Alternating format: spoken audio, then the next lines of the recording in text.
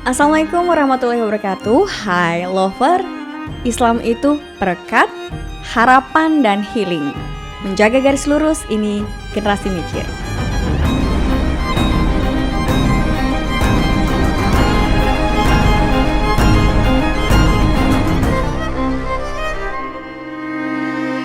Jadi teman-teman, hari ini saya mau membahas yang ada di dalam buku Algoritma Syurga. Jadi ini konten tentang buku, kelihatan?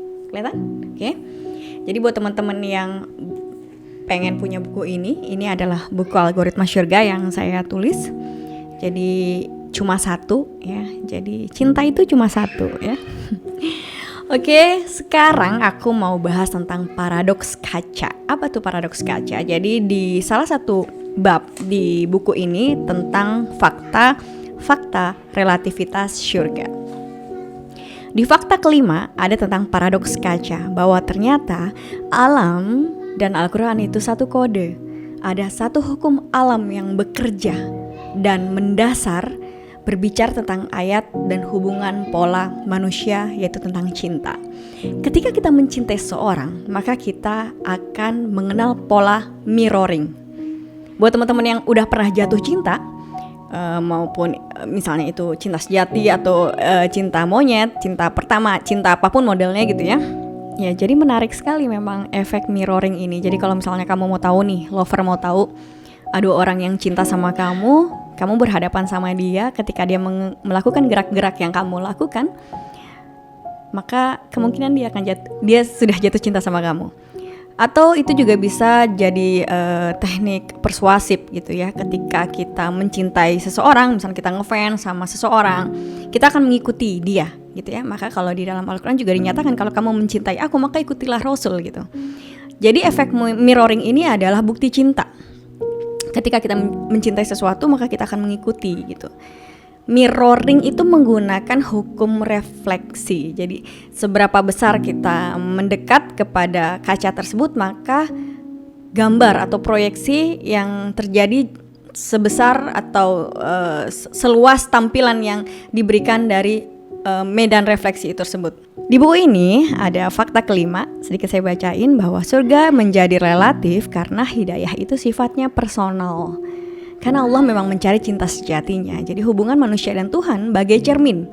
Pikirannya adalah refleksi dari cermin itu. Jadi di surat Al-Qasas ayat 56, Allah memberi hidayah kepada orang yang Dia kehendaki, dan Allah lebih mengetahui orang-orang yang mau menerima petunjuk.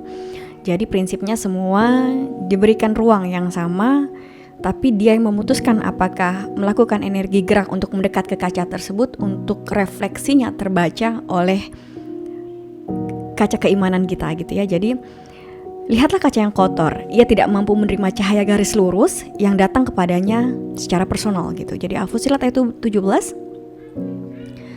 mereka telah kami beri petunjuk, tetapi mereka lebih menyukai kebutaan atau kesesatan daripada petunjuk. Jadi semuanya diberikan petunjuk, namun kemudian respon dari setiap manusia memiliki perbedaan. Di Al-Qasas ayat 5, sesungguhnya engkau Muhammad tidak akan dapat memberi hidayah petunjuk kepada yang kamu kasihi. Jadi ini sangat personal sekali. Jadi di fakta kelima ini di buku Algoritma, bahwa ternyata hidayah itu urusan hamba ya, hamba dan Tuhannya gitu. Jadi tugas kita hanya menyampaikan, nge-recalling, tapi pada akhirnya memutuskan penyambutan terhadap undangan syurga tersebut hanya antara hamba dan Tuhannya gitu. Dan Allah lebih mengetahui orang-orang yang mau menerima petunjuk. Kenapa di sini Allah lebih tahu? Karena akan terlihat dari cermin tersebut apakah dia mendekat atau tidak. Kalau kita melihat mirroring, kenapa saya begitu berani menyatakan bahwa cinta adalah hukum mirroring? Kalau kita melihat banyak hadis dan melihat banyak ayat terkait, jika engkau ingat maka Allah ingat, jika engkau rindu maka Allah rindu, jika engkau mendekat maka Allah lebih mendekat lagi gitu ya, bahkan Allah berlari. Itu adalah hukum mirroring gitu. Jadi kalau kamu mau tahu bagaimana kamu di hadapan Allah, maka cek saja bagaimana Allah di hati kamu saat ini. Jadi itu tamparan keras buat kita, buat orang-orang yang bertanya Allah jauh. No, kita yang menjauh dari Allah dan kita yang berlabuh. Mengerikan ya. Jadi sebetulnya dengan kita mengetahui hukum mirroring ini, kita berkaca kepada diri kita sendiri Bukan hidayah yang tidak menghampiri kita, tapi kita tidak pernah melakukan sebuah gerak atau energi untuk melakukan mendekat kepada kaca keimanan kita. Jadi di sini kita mengetahui relativitas sebuah hidayah bergantung antara hubungan seseorang dengan Allah langsung, dan kita tidak memiliki hak prerogatif gitu ya. Manusia lain tidak memiliki hak prerogatif. Oleh karena itu kita tahu cerita Nabi Yunus dihukum oleh Allah karena merasa memiliki hak gitu ya. Nabi Muhammad SAW juga pernah bersedih mengenai pamannya yang begitu mencintainya, bahkan pamannya sangat amat mendukung dakwah, tapi tidak terpilih untuk menerima hidayah karena hidayah itu personal. Kembali kepada hubungan manusia dan Tuhannya, atau hubungan percintaan yang bagai mirroring gitu ya. Ketika dia mendekat, maka terlihat. Jika menjauh, sudah dipastikan ia tidak melakukan gerak mendekat. Algoritma syurga yang cantik bahwa tanpa menampakkan diri kepada Allah, dan Allah lebih tahu mana jiwa yang mendekat kepada cermin hatinya. Sebanyak itu kau mengingat Allah, maka sebanyak itu kau bersamanya. Maka di program Bernasib ada yang namanya tanpa jeda dalam ihsan kepada Allah Subhanahu wa taala. Jadi Rasulullah SAW pernah bersabda, siapa yang ingin mengetahui kedudukannya di sisi Allah, maka hendaknya memperhatikan bagaimana kedudukan Allah di dalam hatinya. Sungguhnya Allah menempatkan atau mendudukkan hambanya sebagaimana hamba itu mendudukkan Allah di dalam jiwanya. Jadi itu hadis dari riwayat Al-Hakim. Jadi itulah paradoks kaca. Jika saya tidak mengaca, apakah bayangan saya ada? Dipastikan tidak ada. Ini yang Allah maksud, Allah lebih tahu. Jadi jangan bertanya, Allah jahat nih, yang satu gak dipilih, yang satu gak dipilih. Tidak. Karena terkadang diri kita itu kan ada lapisan yang banyak gitu ya. Mungkin diri kita menyumbang yang banyak, tapi ruh kita tidak mengakui Allah. Jadi yang terpenting ruh kita dan jiwa kita yang mengakui atau tunduk kepada Allah. Karena jiwa itu yang nanti akan kembali kepada Allah gitu ya. Siapa yang menginginkan Allah jika hidayah tidak bisa dipaksakan. Jadi hidayah mengapa tidak bisa dipaksakan? Karena akan patah gitu ya. Karena katakan kita ketika kita ingin menikah sama orang gitu, kemudian cinta itu dipaksakan kayak Siti Nurbaya, apakah cinta itu berlangsung lama? Tidak bisa. Makanya dalam agama Islam tidak ada hukum pemaksaan. Jadi berdasarkan keridoan, karena Allah juga mencari hamba-hambanya yang ridho, beribadah dengan ikhlas gitu ya. Masya Allah, jadi manusia yang tidak memiliki daya gerak menuju kaca keimanannya akan nihil imannya di dalam akhirat sampai ia gerakan keimanannya.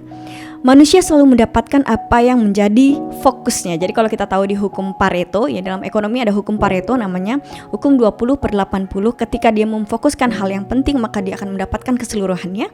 Kalau di ayat Al-Quran juga bahwa ternyata di hatimu ada hukum negasi. Siapa yang kau pilih, maka itu menjadi titik fokusmu, karena alam bawah sadar hanya mengunci satu titik fokus. Jika itu Allah, dipastikan kau akan mendapatkan Allah gitu ya. Jika kau mengisi itu bukan Allah, maka kau akan mendapatkan bukan Allah gitu. Jadi kalau kita mendapatkan Allah, kita bisa mendapatkan dunia dan segala isinya melalui perintah Allah gitu ya. Bukankah Allah juga menyuruh kita memenangkan dunia dan akhirat gitu ya.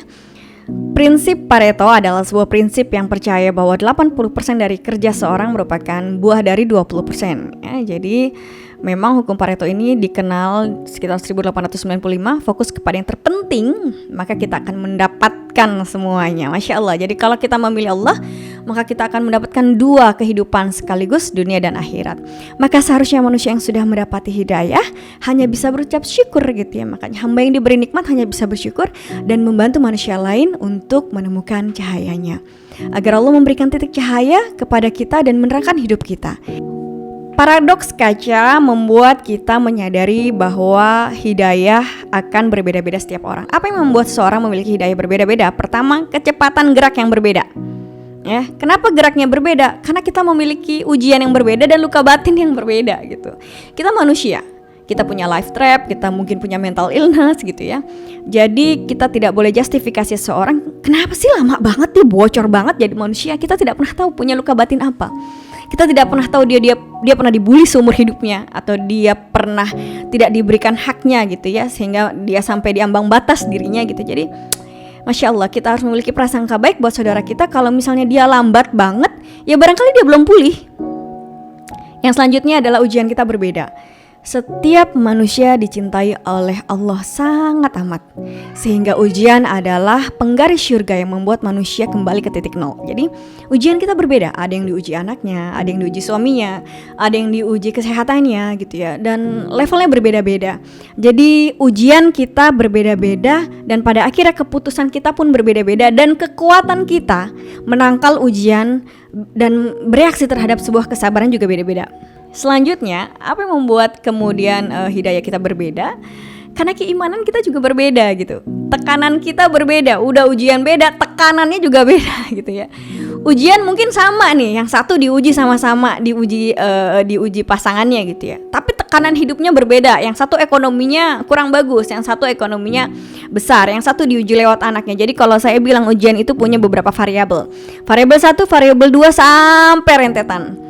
Makanya terkadang kalau kita bercerita sama sesama teman kita akan mengetahui bahwa oh iya ternyata variabel ujian lo lebih banyak daripada gue. Di situ kita bisa bersyukur.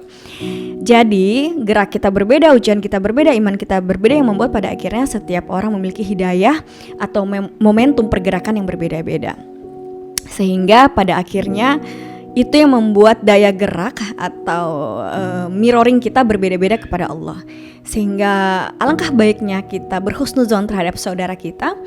Ketika ada saudara kita yang lambat sekali, bagaimana kita tidak menarik tangannya dan kita sama-sama untuk kembali menuju kepada Allah. Jadi itulah yang membuat hidayah kita pada akhirnya berbeda-beda, prasangka baik kepada saudaramu. Dan pada akhirnya setiap orang diundang ya, karena Al-Quran itu adalah undangan surga, namun ternyata respon kita berbeda-beda ya. Jadi di surat Al-A'raf ayat 178, barang siapa yang diberi petunjuk oleh Allah, maka dialah yang mendapat petunjuk dalam semua kebaikan dunia dan akhirat. Kita bayangin gitu ya, kalau seandainya kita mengundang seseorang di sebuah acara kita gitu ya, acara wedding kita, kemudian ada hujan dan badai gitu, dan ternyata yang datang cuma 10 orang. Padahal hujan dan badai, kira-kira bisa dibayangkan gak 10 orang itu siapa? 10 orang itu dipastikan orang yang menganggap kita penting dan menyayangi kita dengan sangat. Jadi teman-teman, ujian itu seharusnya menjadi katalis kita untuk menuju kepada Allah gitu ya. Jadi setiap orang diuji, tapi bukan menjadi pembatal kita untuk mendekat kepada Allah. Dan yang datang adalah mereka yang menganggapmu penting. Jadi movement menjadi bukti antara dirinya mencari Tuhan ya, keseriusan mencari pemilik hatinya, dan Allah paling tahu siapa yang bergerak dan siapa yang tidak bergerak. Dan inilah paradoks kaca.